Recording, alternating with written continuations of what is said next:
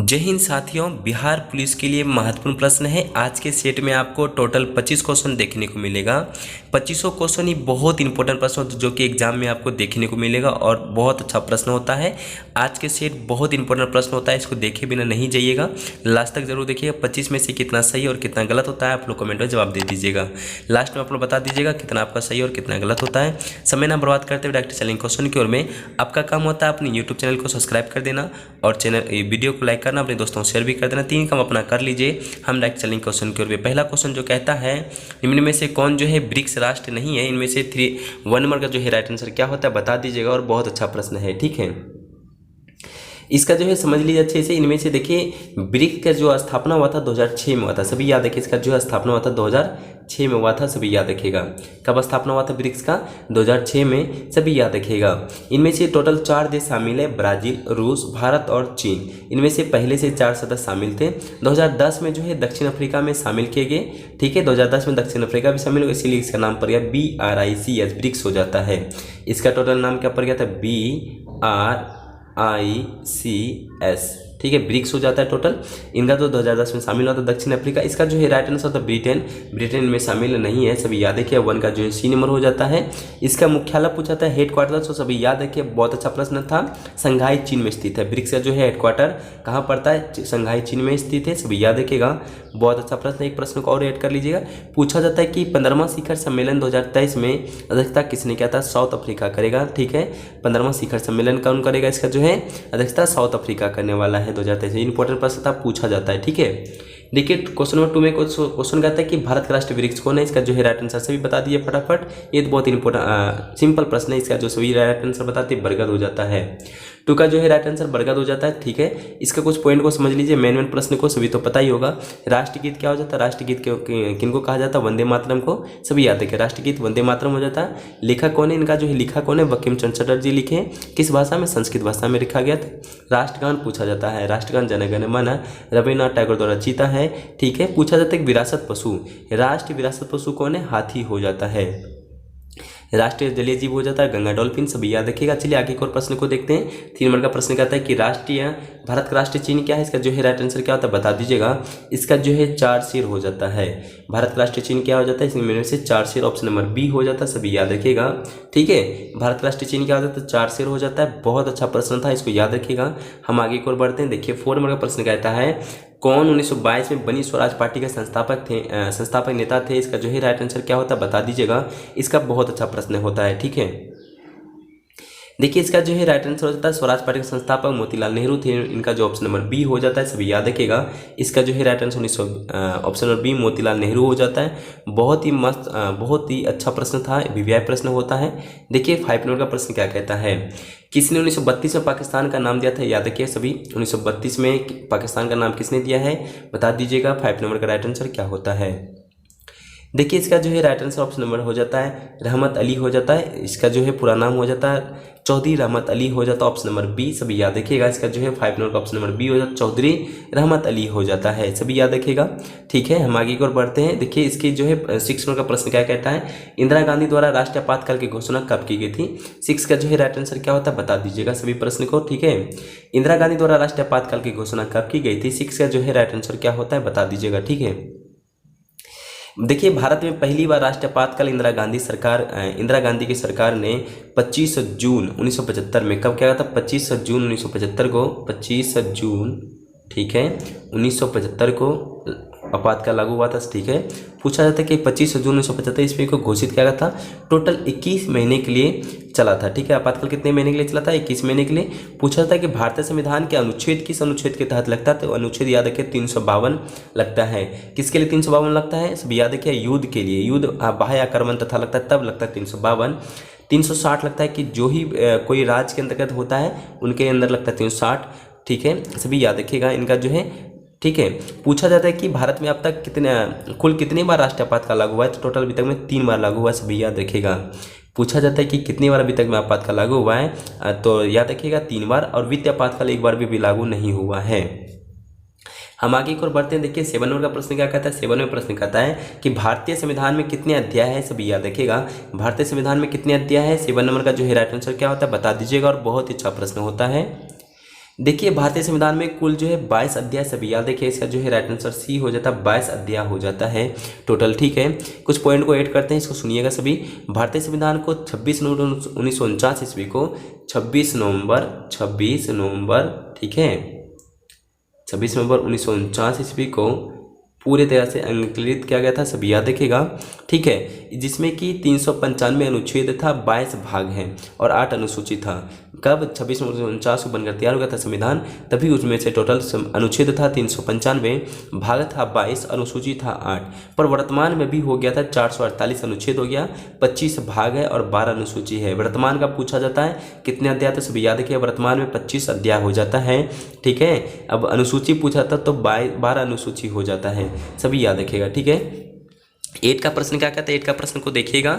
भारतीय सरकार द्वारा दोहरी नागरिकता कब स्वीकृत किया गया था, सभी याद रखिएगा। 8 नंबर का जो है राइट आंसर क्या होता है, भारतीय सरकार द्वारा दोहरी नागरिकता कब स्वीकृत किया गया था, 8 नंबर का जो है राइट आंसर क्या होता है बता दीजिए, बहुत अच्छा प्रश्न होता है। ठीक है, भारतीय सरकार द्वारा दोहरी नागरिकता जो है 2005 ईस्वी में स्वीकार की गई थी, सभी याद रखिएगा। इसका जो है right answer option number A 2005 हो जाता है, सभी याद रखिएगा। इसका जो है राइट आंसर 2005 हो जाता है 8 नंबर का। भारतीय सरकार द्वारा दोहरी नागरिकता कब स्वीकृत किया था, 2005 में, बहुत अच्छा प्रश्न होता है। कुछ पॉइंट को ऐड करते हुए लिखिएगा।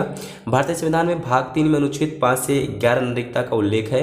पूछा जाता है सिटीजनशिप किस अनुच्छेद में है, तो याद रखिए अनुच्छेद से 5 से 11 में है। भाग पूछा जाता है भाग 2 में है सिटीजनशिप, जिसको कहते हैं नागरिकता। सभी प्रश्न अच्छा था, याद रखिएगा सभी। ठीक है, 9 नंबर का प्रश्न क्या कहता है, 9 नंबर का प्रश्न को देखिएगा। भारतीय संविधान में स्वतंत्रता का अधिकार से संबंधित आर्टिकल की संख्या क्या है, बता दीजिएगा। इसका जो है राइट आंसर क्या होता है, भारतीय संविधान में स्वतंत्रता का अधिकार का संबंधित आर्टिकल की संख्या क्या है, 9 नंबर का जो है राइट आंसर क्या होता है बता दीजिएगा। ठीक है, भारतीय संविधान में स्वतंत्रता का अधिकार से संबंधित जो आर्टिकल है संख्या 19 हो जाता है। इसका जो है राइट आंसर डी नंबर होगा, 19 हो जाता है, सभी याद रखिएगा। ठीक है, 19 हो जाता है 9 नंबर का, बहुत अच्छा प्रश्न होता है। देखिए 10 नंबर का प्रश्न क्या कहता है, 10 नंबर का प्रश्न को देखिएगा। आरटीआई कानून इस वर्ष प्रभावी हुआ है, बता दीजिएगा। 10 नंबर का आरटीआई जो है कानून कब लागू हुआ है बताते चलिए, बहुत अच्छा प्रश्न है। ठीक है,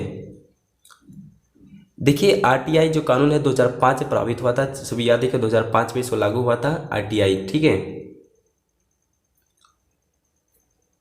देखिए 11 नंबर का प्रश्न क्या कहता है, 11 का देख लीजिएगा। भारतीय संसद के संयुक्त अधिवेशन की अध्यक्षता कौन करता है, इसका जो है 11 का राइट आंसर क्या होता है बता दीजिएगा, सभी बताते चलिए, बहुत अच्छा प्रश्न होता है 11 नंबर का। ठीक है, देखिए क्वेश्चन कहता है कि भारतीय संसद संयुक्त अधिवेशन की अध्यक्षता कौन करता है, 11 का जो है राइट आंसर क्या होता है बता दीजिए, बहुत अच्छा प्रश्न होता है। ठीक है, भारतीय संसद के संयुक्त अधिवेशन की अध्यक्षता स्पीकर लोकसभा करता है, सभी याद है कि इसका जो है ऑप्शन नंबर सी हो जाता है, स्पीकर लोकसभा करता है। भारतीय संसद के संयुक्त अधिवेशन की अध्यक्षता कौन करता है, स्पीकर लोकसभा करता है, सभी याद रखिए। देखिए संयुक्त बैठक बुलाया जाता है राष्ट्रपति के द्वारा, क्वेश्चन को क्लियर कर लीजिए, सभी याद रखिएगा। पूछा था संयुक्त बैठक कौन बुलाता है, तो राष्ट्रपति बुलाया जाता है। अब तक में 3 बार बुलाया गया है, कब कब बुलाया गया, दहेज प्रतिबंध विधेयक 1961 में, दूसरा बैंक सेवा आयोग विधेयक 1978 में, आतंकवाद निवारण विधेयक 2002 में। अभी तक में राष्ट्रपति 3 बार संयुक्त बैठक बुलाया गया है, सभी याद रखिएगा, और अच्छा प्रश्न था।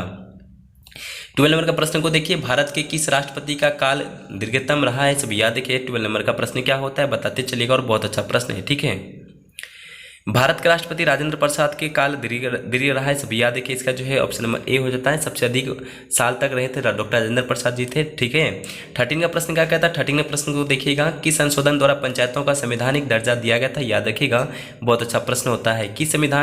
किस संशोधन द्वारा पंचायतों को संवैधानिक दर्जा दिया गया है, 13 का प्रश्न क्या होता है, इसका जो है राइट कमेंट में बता दीजिएगा सभी। ठीक है, देखिए 73वां संविधान संशोधन के द्वारा पंचायतों को संवैधानिक दर्जा दिया गया था, 73वां संविधान संशोधन हो जाता है, ऑप्शन नंबर सी, सभी याद रखिएगा, बहुत अच्छा प्रश्न था। देखिए 14 का प्रश्न क्या कहता है, 14 का प्रश्न को देखिएगा। नमक का सर्वाधिक उत्पादक राज्य बता दीजिएगा, 14 का राइट आंसर क्या होता है, कमेंट सभी छाप दीजिएगा, बहुत अच्छा प्रश्न है। ठीक है, नमक का सर्वाधिक उत्पादक राज्य गुजरात हो जाता है, सभी याद रखिए। इसका जो है ऑप्शन नंबर डी गुजरात हो जाता है। नमक का सर्वाधिक उत्पादक राज्य कौन है, गुजरात हो जाता है। 15 का प्रश्न क्या कहता है, 15 का प्रश्न को देखिएगा। भारत जो है इसका सबसे बड़ा उत्पादक एवं निर्यात है, बताते चलेगा। भारत जो है किसका सबसे बड़ा उत्पादक एवं निर्यात है, 15 का राइट आंसर क्या होता है बता दीजिएगा। ठीक है, देखिए अभ्रक जो है, भारत जो है विश्व में प्रथम स्थान आता है उत्पादक में अभ्रक, इसी को हम लोग कहते हैं माइका। इसका जो है राइट आंसर सी नंबर हो जाता है, सभी याद रखिएगा, ऑप्शन नंबर सी होता है माइका। 16 का प्रश्न क्या कहता है, 16 का प्रश्न को देखिएगा। कृषि का भारतीय जीडीपी में लगभग प्रतिशत जो है कितना योगदान होता है, बता दीजिएगा। कृषि जो है भारतीय जीडीपी में लगभग कितना प्रतिशत योगदान देता है, 16 का प्रश्न क्या कहता है बता दीजिएगा, और बहुत अच्छा प्रश्न होता है। ठीक है, देखिए कृषि का भारतीय जीडीपी में लगभग टोटल 25% योगदान है, सभी याद रखिएगा। इसका जो है 25% योगदान रहता है कृषि का जीडीपी में। ऑप्शन नंबर ए हो जाता है 16 का। 17 का प्रश्न को देखिए। 17 का प्रश्न कहता है कि भारत में रेलवे स्टेशन की लगभग संख्या कितनी है, बता दीजिएगा। राइट आंसर क्या होता है 17 नंबर का, भारत में रेलवे स्टेशन की संख्या कितनी है। 17 का राइट आंसर क्या होता है बता दीजिएगा। बहुत अच्छा प्रश्न है, ठीक है। देखिए इसका जो है वर्तमान में है रेलवे स्टेशन का जो है ऑप्शन नंबर इसका हो जाता है 7,000 है टोटल, पर वर्तमान में हो जाता है 8,338 है, ठीक है। इसका ऑप्शन अनुसार इसका 7,000 हो जाता है, पर वर्तमान में हो जाता है टोटल जो है वर्तमान का याद रखिएगा 8,338 हो जाता है वर्तमान में रेलवे स्टेशन की संख्या, सभी याद रखिएगा। ऑप्शन अनुसार इसका जो 7,000 होगा, पर वर्तमान में 8,338 हो जाता है, सभी याद रखिएगा। हम लोग चलते हैं 18 नंबर का प्रश्न कहता है कि मणिपुर की राजधानी कहाँ है। इसका जो है राइट आंसर सभी को पता होगा, छाप दीजिए सभी, ठीक है। मणिपुर की राजधानी इम्फाल हो जाता है, सभी याद रखिए। इसका जो है ऑप्शन नंबर बी नंबर होता है, इम्फाल हो जाता है, सभी याद रखिएगा। बहुत इंपॉर्टेंट प्रश्न है, एक प्रश्न को ऐड करते चलेगा। शिलोंग जो है मेघालय की राजधानी है, शिलोंग जो है मेघालय की राजधानी है। विश्व में सर्वाधिक वर्षा मेघालय की खासी पहाड़ी पर होती है। पूछा जाता है विश्व में सर्वाधिक वर्षा कहाँ होती है, मेघालय की खासी पहाड़ पर होती है। गोवा की राजधानी पणजी होता है। इस सबको प्रश्न को ऐड कर लीजिएगा, अच्छा प्रश्न था।